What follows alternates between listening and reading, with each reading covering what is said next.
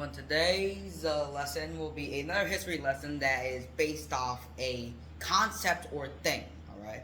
Which will be like a little like a series I will be making about history, alright?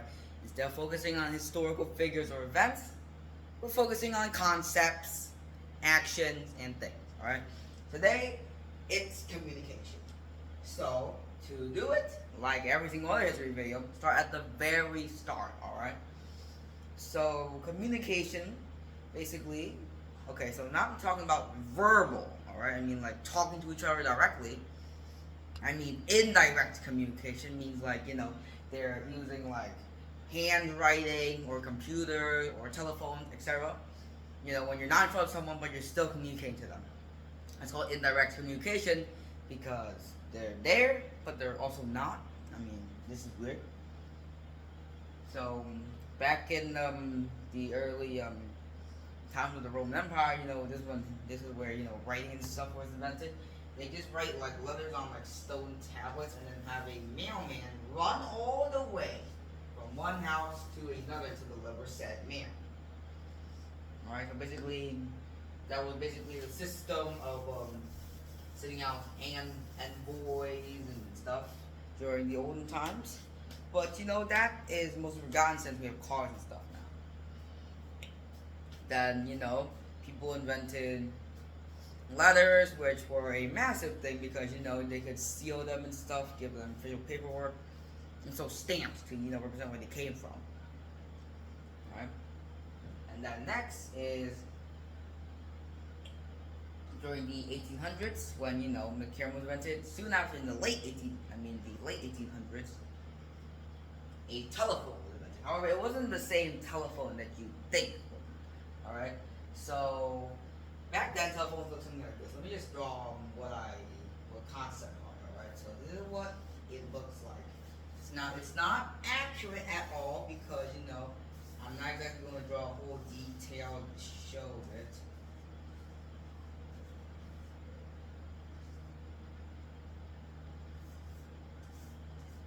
Give me a moment, I'm almost done.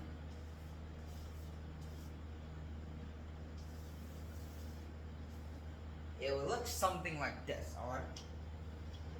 It was made out of wood and wires, alright? These wires were connected to your house.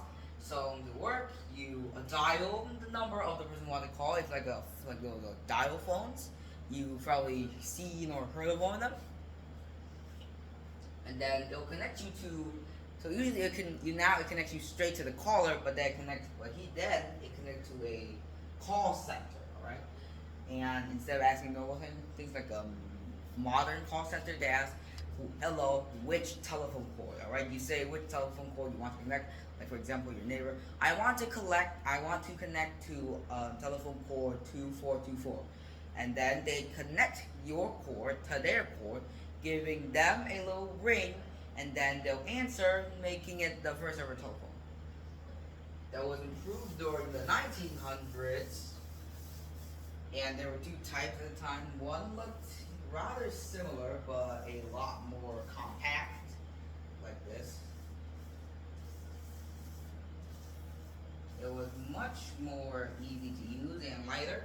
And then during the 1940s, 1950s, they had these square phones. They were very heavy. They weighed 40 pounds, alright? 40 pounds. Imagine carrying that. 40-pound abomination everywhere, alright? So both methods of, they weren't actually transportable, not much, because, one was too heavy and one could not work without proper house electricity. Then, it wouldn't change much until the invention of the internet and computers. There we had online emails, emails, games and stuff.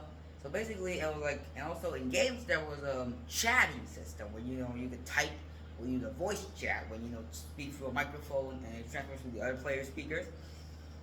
And then Apple came by and they invented the iPhone.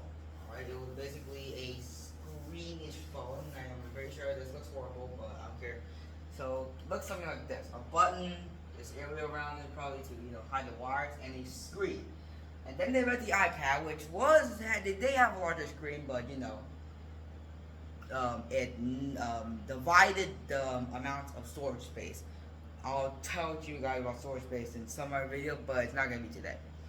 Well, and since then, it's just been significantly improved. So yeah, that's the history of indirect communication. I hope this video was educational. And don't forget to like and subscribe, so that way I think that this chalk on my hand is actually worth it. Goodbye.